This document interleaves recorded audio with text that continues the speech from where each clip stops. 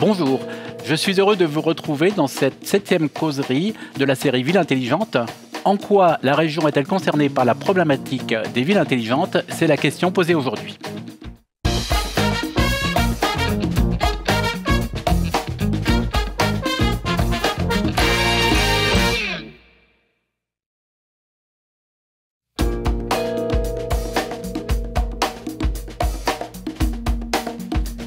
Nous avons déjà eu un certain nombre de causeries sur le sujet ville intelligente. Aujourd'hui, nous abordons une question rattachée à un acteur des villes intelligentes, qui est la région. Pour cela, je reçois aujourd'hui, j'ai le plaisir de recevoir Monsieur Sébastien Matz de la région Réunion.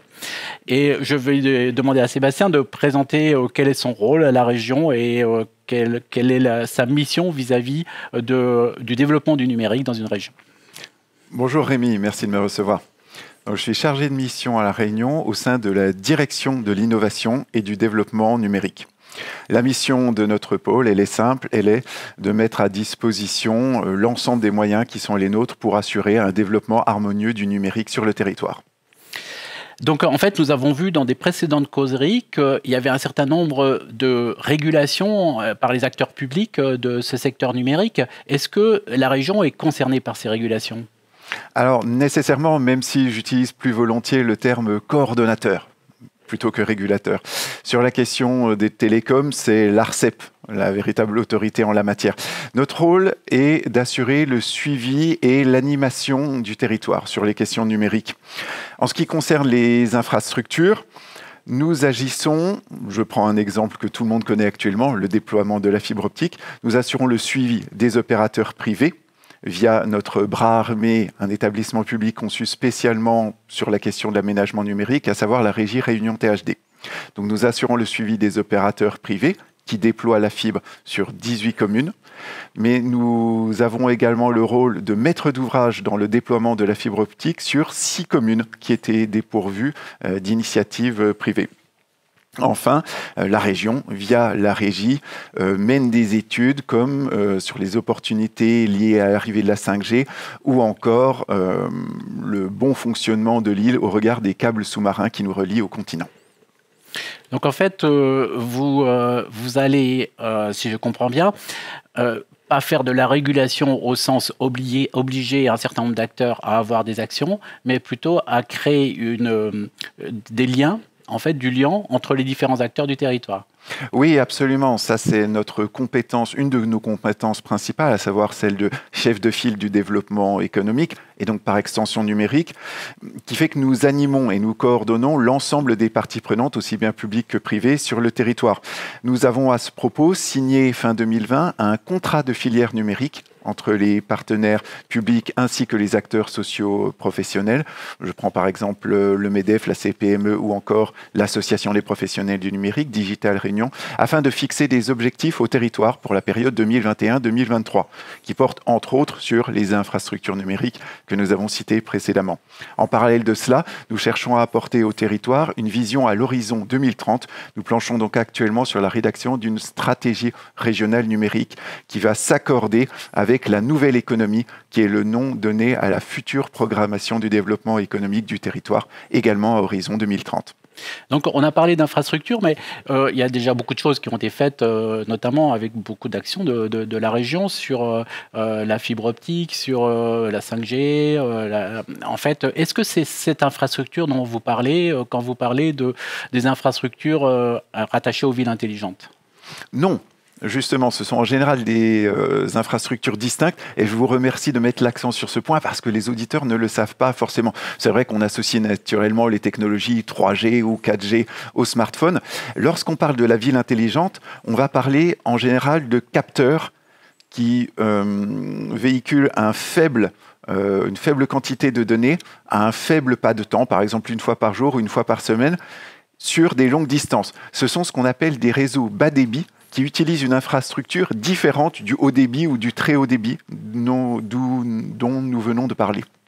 D'accord, donc en fait, il y a un nouveau réseau qui est en train de se construire à l'échelle du territoire, dans lequel finalement la région anime ce nouveau réseau qui va permettre l'introduction d'un ensemble de capteurs sur le territoire, ces capteurs pouvant servir aux véhicules autonomes, pouvant servir à un ensemble de nouveaux services.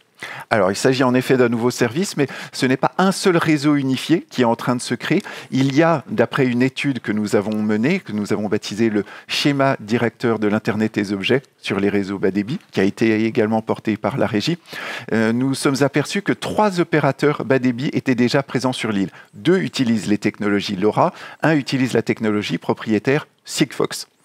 D'accord, donc c'est des nouveaux réseaux qui sont en train de se mettre en place. Et en fait, vous nous avez parlé d'un contrat de filière sur lequel vous avez travaillé. Donc il y a des infrastructures et puis en fait, il y a aussi du coup des services. Je suppose que ce contrat de filière porte plutôt sur les services qui vont être proposés sur les infrastructures. Quelle est la différence un petit peu entre ce contrat de filière si vous pouvez nous donner un peu des exemples d'actions qu'il porte? Bien sûr.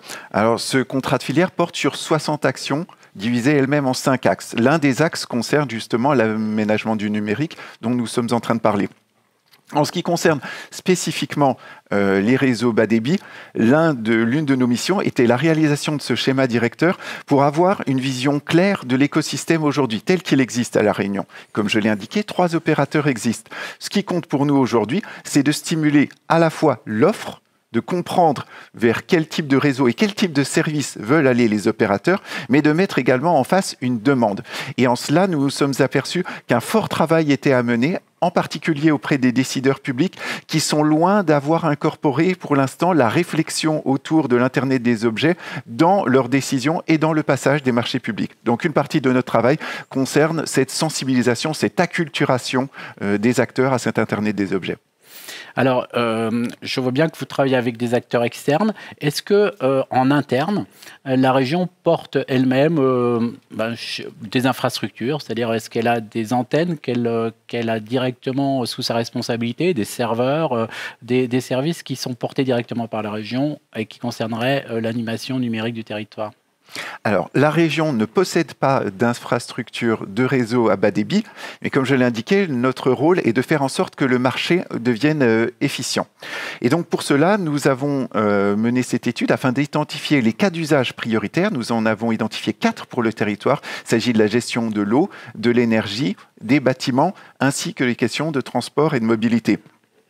Suite à cela, nous avons planifié la mise en œuvre de ce schéma par la réalisation d'un appel à manifestation d'intérêt pour mieux connaître les projets de développement des 3 opérateurs dont j'ai parlé.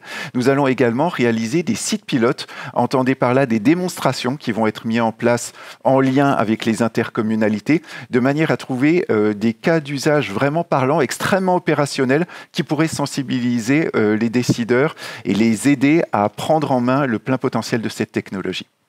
Alors, si on regarde un petit peu l'état de la filière Internet des objets sur le territoire, est-ce que vous pouvez nous faire un petit panorama de cet état d'Internet des objets sur notre territoire aujourd'hui?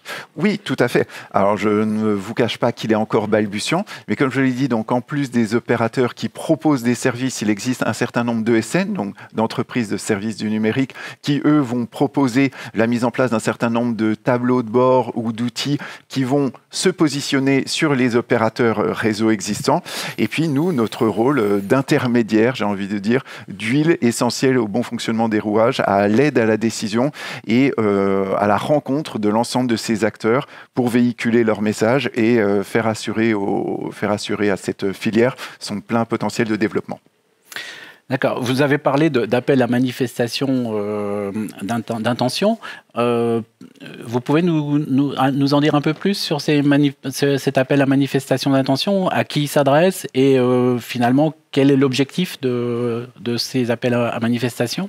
Alors, le but de cet AMI est de mieux comprendre les projets de développement des opérateurs. L'étude que nous avons menée nous laisse à penser qu'aujourd'hui, la couverture du territoire, tant en termes de surface que de population, n'est pas optimale. Les déclarations des opérateurs eux-mêmes vont dans ce sens. Ils reconnaissent est-ce que leur couverture de territoire est à ce jour encore naissante et ils n'ont pas une pleine couverture des populations. Nous, notre objectif, au nom de l'égalité territoriale, est de permettre aux entreprises d'utiliser cette technologie nouvelle aussi bien dans les Hauts, dans l'Est que dans le littoral. Donc, nous cherchons à connaître à moyen et à long terme les souhaits de développement des opérateurs pour savoir si une intervention publique ou non est nécessaire pour assurer le développement de cette filière. D'accord. J'ai bien compris que la région n'avait pas vocation à développer elle-même les services. Imaginons que les opérateurs ne souhaitent pas se mobiliser sur certains territoires qui seraient peut-être pas très intéressants du point de vue économique. Est-ce que la région a des leviers pour intervenir? Est-ce qu'elle a la capacité de mobiliser des ressources? Oui, plusieurs leviers sont à notre disposition. Soit les projets de développement qui sont indiqués par les opérateurs semblent suffisants et auquel cas aucune intervention régionale n'aurait lieu. Soit deux types d'investissements peuvent avoir lieu. Soit un partenariat public-privé peut se mettre en place via, par exemple, une participation de la région dans le catalogue de services proposés par les opérateurs, ou alors une complétude des infrastructures qui pourraient être mises en place par une répartition financière, par exemple. Toutes les options sont sur la table. J'en saurai plus dès que l'AMI sera arrivée à son terme. Alors, si on voulait se faire une petite idée, aujourd'hui, sur La Réunion, la couverture, c'est de quel ordre? 50%, 90%? On en est où, en fait? Alors, les opérateurs nous indiquent qu'ils sont en moyenne à 70% de couverture du territoire. Donc sur des réseaux bas débit. Sur des réseaux bas débit, spécialement donc pour ces usages industriels de monitoring des flux en particulier ou des transports. D'accord. Est-ce qu'on sait un peu par rapport au niveau national si on est plutôt dans la bonne moyenne, comment se situe la région Réunion ou... Alors on a fait quelques benchmarks par rapport à des départements métropolitains. Nous avons tendance à penser que nous sommes dans la moyenne à ce niveau-là, même si à titre personnel, je souhaiterais bien sûr que les territoires soient plus développés à ce sujet. Merci. Peut-être qu'on peut essayer de voir par rapport aux différents utilisateurs, interlocuteurs que vous avez. On a vu que vous avez un certain nombre d'actions vis-à-vis des opérateurs qui agissent sur le terrain. Vis-à-vis des villes ou des intercommunalités qui peuvent être en rapport avec vous, quel type de relation vous entretenez ? Alors, on cherche avant tout à créer plus de liens avec ces acteurs. C'est malheureusement une culture que nous avons sur le territoire de trop fonctionner en silo et je la déplore. Pour cela, nous avons mis en place ce que l'on appelle des animations territoriales numériques qui sont des rencontres avec l'ensemble de ces partenaires publics à fréquence, disons, tous les 2 ou 3 mois, disons trimestrielle en moyenne, sur des thématiques verticales, par exemple le déploiement de la fibre optique que nous venons d'aborder. La prochaine portera sur la dématérialisation. Nous traiterons également à terme la sobriété numérique ou encore la cybersécurité. Le but est de partager l'avancement des projets, de relever les enjeux, les spécificités propres à chacun des territoires et bien sûr de véhiculer de l'information et de fluidifier la création de liens. Et si vous prenez le cadre de l'ensemble des acteurs, lequel vous paraît le plus central finalement pour animer ces éléments au niveau d'une échelle d'une ville où on voit sur La Réunion, il y a des intercommunalités, il y a des communes. Qui est le plus concerné finalement? Qui anime ces infrastructures numériques et ces services numériques de manière la plus forte? Alors tout dépend de la thématique du numérique dont on parle. S'agissant spécifiquement de la ville intelligente, nous avons défini au sein de l'étude dont j'ai parlé que les intercommunalités, les EPCI, étaient la strate la plus à même de véhiculer, de pousser de l'information et de fédérer les communes qui la composaient. C'est donc la strate que nous avons associée à notre comité de pilotage.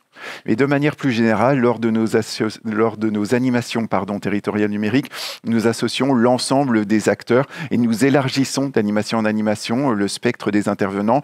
Nous associons généralement l'État, les communes dont j'ai parlé, le département. Nous avons également associé le rectorat ou encore l'université.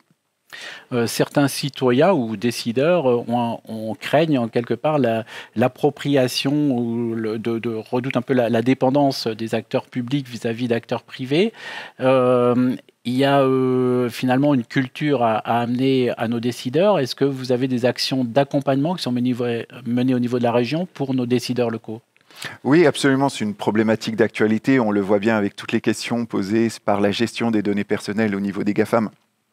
S'agissant de la ville intelligente, nous avons mis en avant dès le départ la nécessité d'une gestion des données publiques. Il était essentiel pour nous, dans l'appel à manifestation d'intention dont j'ai parlé, que la gestion des données puisse être faite par la collectivité qui portera le projet. Il est essentiel pour nous que les collectivités restent propriétaires de leurs données. Pour aller de manière plus globale sur toutes les questions liées au numérique, nous avons mis en place au sein de la région un portail Open Data en 2020 et nous associons régulièrement les intercommunalités ainsi que les communes à ces travaux. Chacun est libre de conventionner avec nous et de mettre à disposition ces données. Elles seront poussées et mises en avant sur notre portail et nous les incitons bien sûr à se rapprocher de nous de manière à échanger de la manière dont nous pourrions moissonner leurs données. Le but étant d'avoir l'action publique la plus transparente possible et de générer demain via nos entreprises de nouveaux services. Alors concrètement, ce portail Open Data, ça consiste en quoi? Ça veut dire que derrière, il y a des serveurs hébergés à la région qui vont stocker les données des Réunionnais, c'est ça? Alors, nous n'en sommes pas à stocker les données des Réunionnais. En tout cas, il n'y a pas de projet en ce sens. Par contre, nous stockons les données émises par les services publics qui ont été anonymisées, traitées, mises en forme et qui sont à disposition, libres en téléchargement ou en consultation directement sur le portail. Merci. Donc, vous êtes du coup de ce fait actif sur l'open data, en fait, l'open data qui effectivement est un des éléments clés dans ces architectures de ville intelligente. Donc, au niveau des informations qui sont en fait contrôlées au niveau de la région, hein, qui sont produites par la région. Absolument, il y a une validation de l'ensemble des données qui est mise en place par nos services avant toute publication sur le portail. Alors, j'aimerais maintenant voir un peu plus dans le détail. Vous nous avez dit que vous avez des relations avec l'État, notamment pour les régulations. Vous avez des liens sans doute avec des communautés d'utilisateurs, des syndicats, peut-être il y a un ensemble d'acteurs assez importants dans ces secteurs-là. Est-ce que vous pouvez nous brosser quelque part la manière dont vous travaillez avec l'ensemble de ces acteurs et finalement quel est leur intérêt à participer à cette relation avec la région? Alors l'intérêt me semble évident, c'est celui d'avoir une politique publique qui est partagée et qui est validée par le plus grand nombre. En ce qui concerne la régulation des infrastructures dont nous parlions tout à l'heure, nous travaillons en direct, associés à la régie, à l'ARCEP, qui est l'autorité des télécoms, et nous réfléchissons par exemple avec eux aux obligations qui peuvent être imposées aux opérateurs. Typiquement, donc, dans le cas du mobile, nous réfléchissons lors de l'attribution de bandes de fréquences, aux obligations de couverture qui pourraient être imposées dans certaines zones blanches du territoire. En ce qui concerne les zones blanches, c'est les zones qui ne sont pas couvertes par les opérateurs. Alors les zones blanches, ce sont les zones qui sont totalement découvertes par donc aucun opérateur ne peut fournir le service en une zone donnée. Il y en a deux qui sont encore à ce jour problématiques et sur lesquelles des impositions vont avoir lieu. Il s'agit de Mafat et de la zone du volcan. D'accord. Donc, par rapport, là, on a vu un certain nombre d'acteurs. Peut-être que, est-ce que le monde des associations participe aussi à ces réflexions? Alors, en ce qui concerne le monde socio-professionnel, donc nous travaillons en général sur les questions du numérique, spécifiquement avec donc Digital Réunion, qui est le fer de lance du monde professionnel numérique sur le territoire. Et nous associons également régulièrement les syndicats socio-professionnels, je pense immédiatement au MEDEF et au CPME. Ces acteurs-là ont participé à l'élaboration du contrat de filière. Ils travailleront avec nous sur la co-construction de la stratégie régionale numérique et ils participeront également à la révision du contrat de filière qui aura lieu probablement l'an prochain. Bien, je vous remercie, Sébastien, Monsieur Sébastien Mas, pour cet échange. Et je vais demander aux éditeurs, peut-être qui n'ont pas visualisé les premières émissions de cette série, qui ont introduit en fait l'ensemble des concepts sur les villes intelligentes, notamment les enjeux qu'il y a derrière les villes intelligentes, également tout ce qui concerne les avantages et limites de ces villes, et qui complètent ce discours qu'on a eu aujourd'hui. Et je vous remercie de votre attention et je vous donne rendez-vous pour une prochaine causerie qui va réunir un nouvel acteur du monde des villes intelligentes. Merci Rémi.